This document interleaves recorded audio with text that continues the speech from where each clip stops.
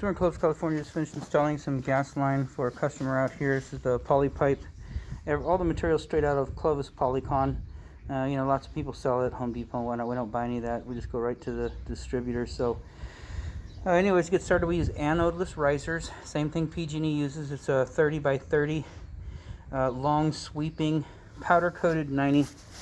And like I say, same thing PG&E uses. And of course, you can see on that label, maximum burial point is right there, which is good because if you look straight across, if you decided to come back and do concrete on this side of the house, you can see concrete is approximately 1.5 inches below here.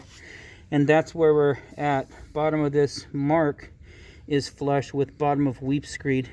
And so if you came and poured concrete, concrete would be here. So you'd be totally fine to bury this in concrete at some point if you choose to. So this is in a good position.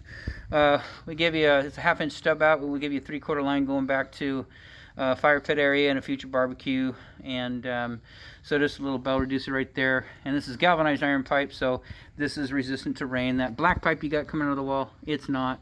You could tape that or spray that or do something with it. You know, long as it get too much rain on it, it won't start rusting. We've seen those nipples rust and drip down the wall. So watch 3/4 turn shutoff valve. Please leave this off permanently until you have everything ready to go out in your barbecue area, in your fire pit area. And then you can turn this on. Right now it's under pressure, so it's a 10-pound test, 15 minutes done. And that's what's holding the air back from going into the home. Right now the gas is onto the home, so everything should be functioning correctly, but this is under house pressure, which is gas. This is on from here down. This is all under air pressure. And then just a short nipple down to a union ties into that anodeless riser tracer wire, which is required. And so following this ditch, and this was all trenched, we didn't figure any trenching or backfilling on our part, but you can see we've rolled it out, and this is all going to be under concrete. So anywhere from 18 to 24 is fine, especially under concrete.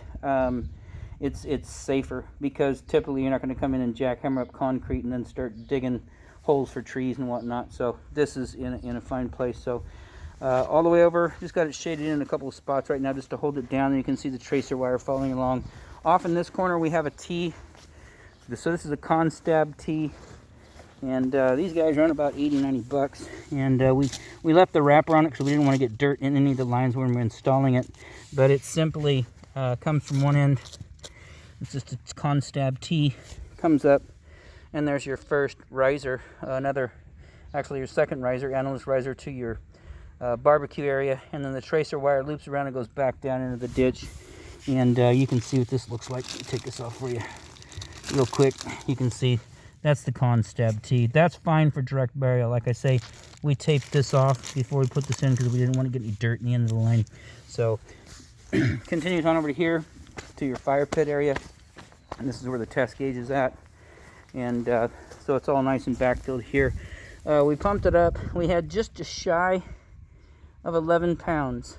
And so that's what we like to do is, you know, it's a 10-pound test, but you know, you can go 15 if you want, but we want to be able to look at that gauge and make sure, you know, that everything's good. So it's just shy of 11. It's a 15-minute test. And of course, this is 11 pounds of pressure. Gas line, once it's turned on, several ounces of natural gas go through this line. And so 10-pound test anyways. So that's under pressure right now. And again, you can see maximum burial right there. We did pull a string. The concrete guys were nice enough to set up their exterior forms.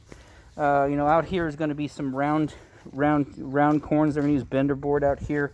This side's straight, so you can see where they're set right now. Board's down pretty low. We did run a string from form board to form board. That's up nice and high. Finished concrete's going to be about down here, so you're plenty. That one's up nice and high too. You know, it's a little higher than what you know, what we normally do, but the ditch was already dug.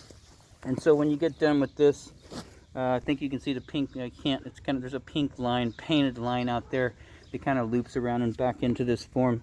But that's nice and high, which is better than too low. Once you pour this, that concrete can't be higher than that. Period. And so we're nice and high. I think when you get done, your pour is going to be about down here, which is great. These are full 30-inch risers. We use the 3/4 mainly because if you have two fixtures back here, we want to give you 3/4 all the way back.